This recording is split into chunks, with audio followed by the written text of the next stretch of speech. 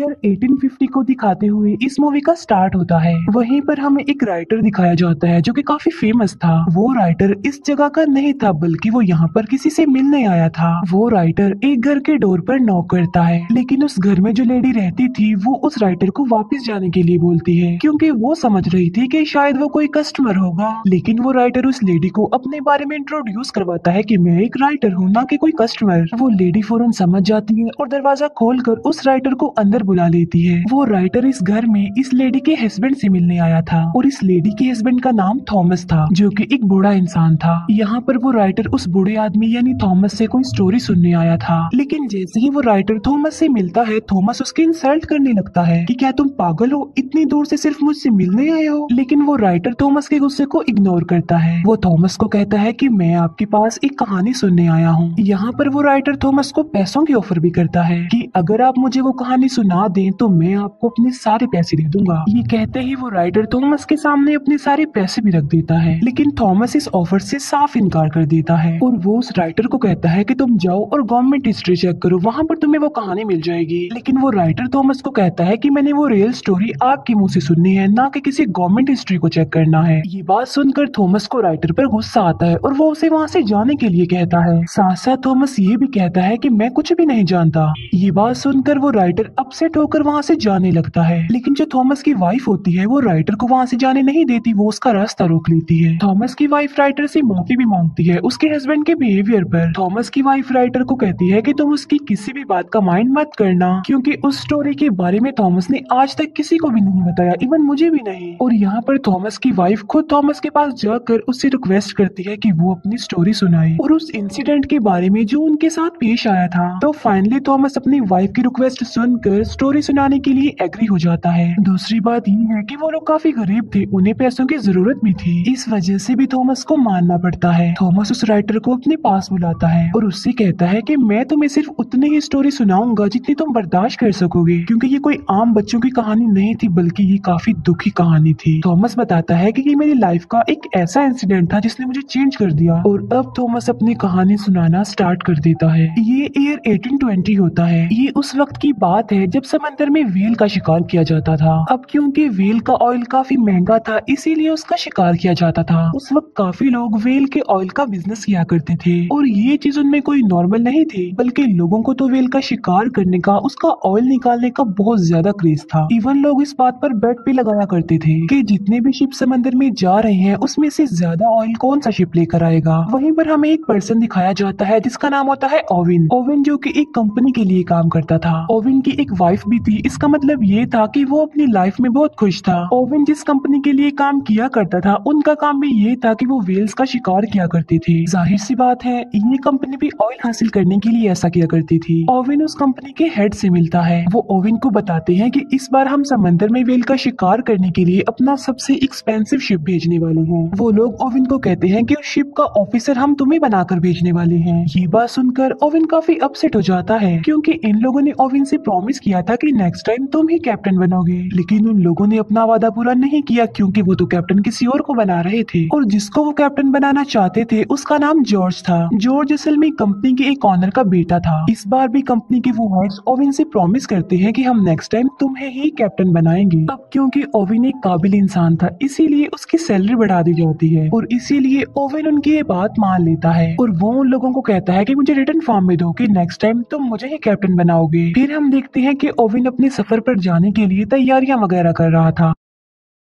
Oven की wife उसके जाने पर ज्यादा खुश नहीं थी। वो ओवेन को कहती है कि तुम मुझसे प्रॉमिस करो कि तुम सही सलामत जल्द से जल्द वापस आओगे। ओवेन की वाइफ उसे एक लॉकेट भी पहना देती है ताकि ओवेन को उसका ये प्रॉमिस याद रहे। इसके बाद हमें वही लड़का जॉर्ज दिखाया जाता है जो कि कैप्टन था। वहीं पर जॉर्ज का फादर भी था। जॉर्ज का फादर उसे कहता है कि बेटा जाओ और कामयाब होकर ही वापिस आना। फिर वो सब लोग जिन्होंने शिकार पर जाना था वो एक जगह पर आकर इकट्ठा हो जाते हैं। उन लोगों को भेजने के लिए वहाँ पर सिटी के काफी लोग भी आए होते हैं। वहीं पर हमें एक यंग लड़का दिखाया जाता है जिसका नाम होता है थॉमस। जी हाँ बिल्कुल, ये वही यंग थॉमस है जो हमें स्टोरी सुना रहा है, जो कि अब बूढ़ा हो गया है। थॉमस जो कि शिकार के लिए फर्स्ट टाइम जा रहा था समंदर में। उसी शिप पर ओविन का बचपन का फ्रेंड भी था और उसके बाकी फ्रेंड्स भी थे और साथी थे। इसके बाद ओविन और कैप्टन जॉर्ज एक दूसरे से मिलते हैं और बस यहीं से उन दोनों की नोकझोंक शुरू हो जाती है, क्योंकि जॉर्ज अपने कैप्टन होने का रोब ओविन पर जमा रहा था। लेकिन ओविन तो कुछ भी नहीं कर सकता था क्योंकि जॉर्ज कैप्टन था और उसे उसके अंडर ही काम करना था। फिर ये लोग अपने सफर पर चल पड़ते हैं और थोड़ी ही दूर जाते ही शिप में खराबी हो जाती है। ऐसा फील हो रहा था कि जैसे शिप एक जगह पर फंस गया हो। लेकिन यहाँ पर ओविन अपने स्किल्स का इस्तेमाल करके उस डिफिकल्ट कंडीशन को टैकल करता है बहुत अच्छे से। अब जाहिर सी बात है ओविन ऐसा इसलिए कर पाया क्योंकि वो बहुत ज्यादा एक्सपीरियंस था। लेकिन जो कैप्टन जॉर्ज था वो ऐसा बिल्कुल भी नहीं था। मतलब ये कि उसमें कोई भी ऐसी स्किल्स ऐसी एबिलिटीज नहीं थी। इसीलिए जब वो ओविन की एबिलिटीज या स्किल्स देखता है तो वो जेलस हो जाता है ओविन से और इस बात का बदला वो रात को डिनर पर ओविन से लेता है। जॉर्ज ओविन की काफी इंसल्ट करता है कि तुम गरीब हो और सिर्फ एक फार्मर के बेटे हो। अब क्योंकि ओविन से ये इंसल्ट बर्दाश्त नहीं हो रही थी और वो कुछ कर भी नहीं सकता था, इसीलिए वो वहाँ से उठकर चला जाता है और अपने साथियों को कहता है कि हमने कल सुबह जल्दी उठना है। उस शिप पर हम ये बात नोटिस करते हैं कि गरीब लोगों को ज्यादा इम्पोर्टेंस नहीं दी जाती थी, बल्कि उन्हें हमेशा छोटा ही समझा जाता था। नेक्स्ट डे जॉर्ज फिर से ओविन को ऑर्डर लगाने लगता है। अब ना चाहते हुए भी ओविन को जॉर्ज का ऑर्डर मानना ही पड़ता था। लेकिन फिर तभी ओविन का ध्यान एक समुद्री तूफान पर जाता है। वो ये बात जॉर्ज से शेयर करता है कि आगे समुद्री तूफान है, हमारे लिए खतरा है, इसीलिए हमें शिप को वापस मोड़ लेना चाहिए। लेकिन जॉर्ज ओविन की ये बात नहीं मानता और शिप को तूफान में ही ले जाने का ऑर्डर दे देता है। और जब वो लोग तूफान में एंटर करते हैं तो वो लोग वहाँ पर फंस जाते हैं। तूफान में भी ओविन चिल्ला रहा होता है कि शिप को वापस मोड़ लिया जाए जल्दी से। लेकिन जॉर्ज अभी तक अपनी जिद पर ही अड़ा हुआ था और वो शिप को और ज्यादा तूफान के अंदर ले जाता है। ऐसा करने से उनके लिए काफी खतरा था, उनकी जान का खतरा, शिप डूबने का खतरा। लेकिन किसी तरह करके वो तूफान से बाहर आ जाते हैं। इसके बाद जॉर्ज ओविन को कहता है कि तुम सबके सामने मुझसे सॉरी बोलोगे और हम इस शिप को वापस अपने आइलैंड पर लेकर जाएंगे। इसका मतलब ये है कि हम वेल का शिकार किए बगैर ही यहाँ से वापस चले जाएंगे। लेकिन यहाँ पर ओविन जॉर्ज को काफी समझाने की कोशिश करता है कि देखो, सिचुएशन को समझने की कोशिश करो, हम वापस खाली हाथ नहीं जा सकते क्योंकि ये बहुत सारे लोगों की जिंदगियों का सवाल है। वो लोग हमारा इंतजार कर रहे हैं कि हम तेल लेकर ही वापस लौटेंगे। और यहाँ पर ओविन जॉर्ज को राजी कर लेता है, इसीलिए वो लोग वापस जाने की बजाय अपने सफर के लिए आगे बढ़ते हैं। इसके बाद हमें डायरेक्ट 3 महीने बाद का सीन दिखाया जाता है और वो लोग एक ऐसी जगह पर पहुंच जाते हैं जहाँ पर उन्हें बहुत सारी वेल्स मिल जाती हैं। वो लोग वेल्स का शिकार करने के लिए अपनी बोट पर ही निकल जाते हैं। तभी ओविन एक वेल पर अटैक कर देता है और वो वेल पहले तो बचने की काफी कोशिश करती है लेकिन फिर वो मर जाती है। बाद में वो लोग उस वेल को शिप पर ले आते हैं और वो लोग उसका तेल निकालने लग गए। उन लोगों ने अब वेल के अंदर भी तो किसी को भेजना ही था। अब क्योंकि थॉमस साइज में काफी छोटा था, इसीलिए ओविन वेल के अंदर थॉमस को भेजता है। फिर शिकार किए उन्हें काफी दिन गुजर जाते हैं लेकिन अब उन्हें कोई भी शिकार नहीं मिल रहा था। और मुसीबत की बात तो ये थी कि उनके खाने का सामान भी खत्म हो रहा था। अब क्योंकि वो लोग ज्यादा आगे तक नहीं गए थे, इसीलिए वो बीच में एक आइलैंड पर रुक जाते हैं। वहीं पर वो लोग एक कैप्टन से मिलते हैं और वो भी वेल के शिकार के लिए ही वहाँ पर आया था। वो सब लोग उस आदमी से मिलते हैं और वो उन लोगों को अपने शिकार की आखिरी कहानी सुनाता है।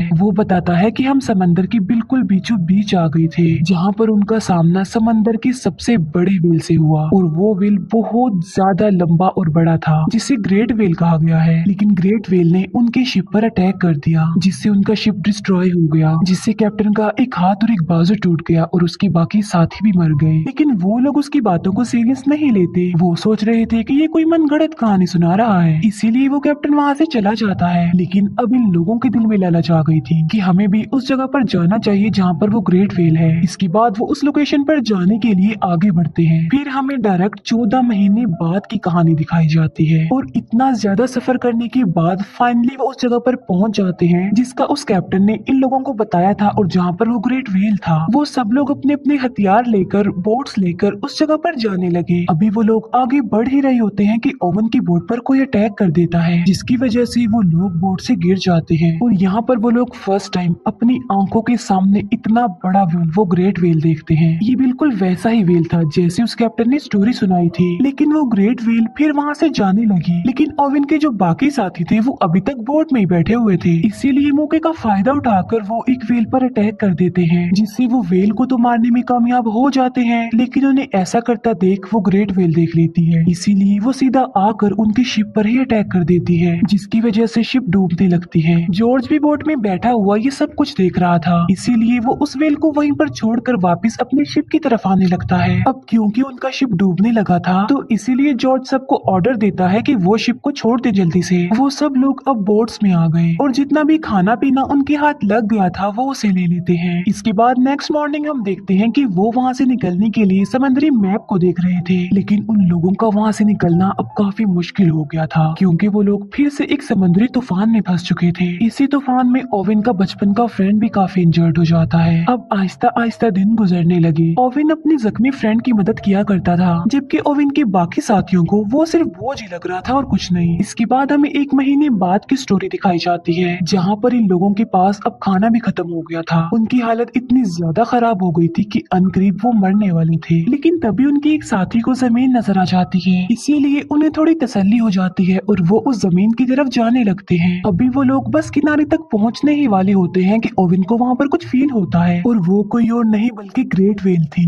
जो कि उन सारी बोट से टकरा जाती है और उनकी बोट्स टूट जाती हैं। तब वो लोग समंदर की लहरों के साथ किनारे तक पहुंच जाते हैं, और अब उन लोगों की हालत किसी जानवर से कम तो नहीं थी। यानी आइलैंड पर आकर उन्हें जो कुछ भी मिलता जा रहा था वो उसे ही खा रहे थे जिंदा रहने के लिए। फिर जॉर्ज अपने साथियों को आग जलाने के लिए बोलता है, जिससे होगा ये कि अगर समंदर में कोई शिप होगा तो वो उन लोगों को देख लेगा और उन्हें वहाँ से ले जाएगा। जहाँ पर वो लोग रह रहे थे वो एक बंजर आइलैंड था, वहाँ पर कोई आबादी नहीं थी। फिर एक दिन खाने की तलाश में उन्हें उस आइलैंड पर एक केव मिल जाती है, जिसके अंदर बहुत सारे लोगों के स्केलेटन्स पड़े हुए थे। इसका मतलब ये है कि वहाँ पर पहले भी लोग आकर फंस चुके थे, लेकिन उनकी हेल्प के लिए कोई नहीं आया। इसीलिए वो लोग सोच रहे थे कि वो भी एक दिन उन्हीं लोगों की तरह मर जाएंगे। फिर वो लोग वहाँ से निकलने का फैसला करते हैं और अपनी टूटी हुई बोट्स को रिपेयर करने लगते हैं। उनमें से कुछ लोग आइलैंड पर रहने का ही डिसाइड करते हैं, और उन लोगों में ओवेन का बचपन का फ्रेंड भी शामिल था। लेकिन जाते जाते ओवेन अपने फ्रेंड से प्रॉमिस करके जाता है कि मैं तुम्हारे लिए हेल्प जरूर लेकर आऊंगा।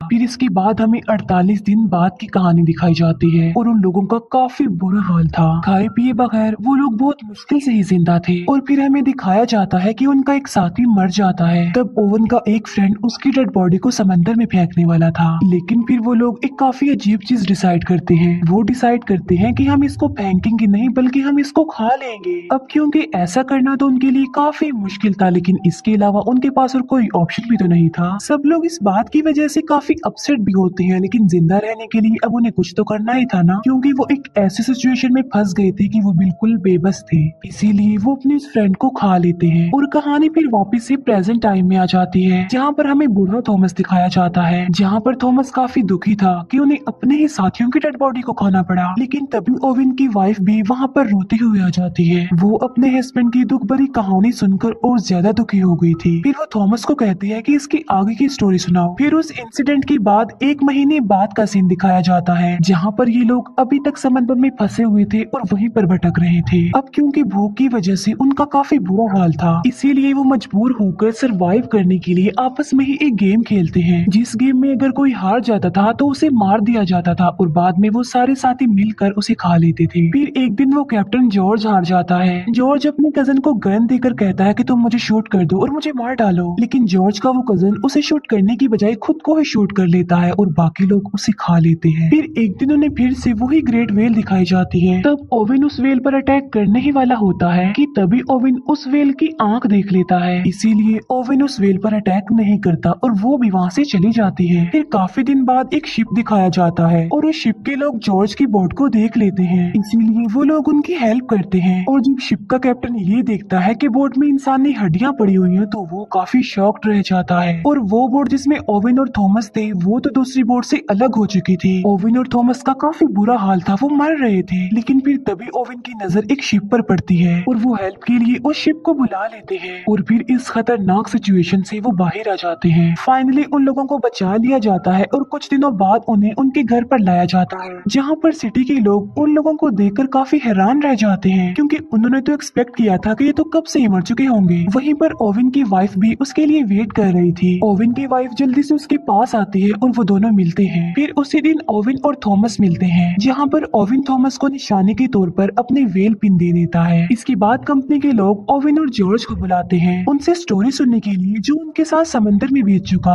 अब क्योंकि उनकी बात पर बिलीव तो किया जाने वाला नहीं था, इसीलिए ओविन वहाँ से जाने लगता है। ओविन जाते जाते जॉर्ज को कहता है कि तुम अपने कैप्टन होने का फर्ज अदा कर दो, इन्हें सब कुछ सच सच बता दो। जहाँ पर जॉर्ज पहले तो झूठ बोलता है लेकिन फिर वो सारी बात सच बता देता है। लेकिन कंपनी के जो लोग होते हैं वो कोई मनगढ़ंत कोई झूठी कहानी ही बता देते हैं। इसके बाद हमें फिर से ओविन दिखाया जाता है। अब क्योंकि ओविन को अ काइंड ऑफ नई जिंदगी मिली थी, इसीलिए वो अपनी न्यू लाइफ का बड़े अच्छे से स्टार्ट लेता है और वादे के मुताबिक उसने उस आइलैंड पर अपने फ्रेंड के पास कोई बोट भी भेज दी। लेकिन अब काफी देर हो चुकी थी क्योंकि ओविन का फ्रेंड मर चुका था और यहाँ पर थॉमस की कहानी कंप्लीट हो जाती है। कहानी सुना देने के बाद थॉमस उस राइटर से पूछता है कि क्या तुम इस कहानी को दुनिया के सामने लाओगे, जिस पर राइटर कहता है कि जी हाँ, लेकिन मैं इस स्टोरी को एक ऐसा मोड़ दूंगा जो कि रियल इंसिडेंट पर बेस्ड होगी। इसके बाद हमें काफी महीनों बाद का सीन दिखाया जाता है, जहाँ पर हम देखते हैं कि उस राइटर ने बुक लिख दी और वो काफी फेमस भी हो गया। और इसी के साथ ये मूवी यहीं पर एंड हो जाती है। Thank you for watching.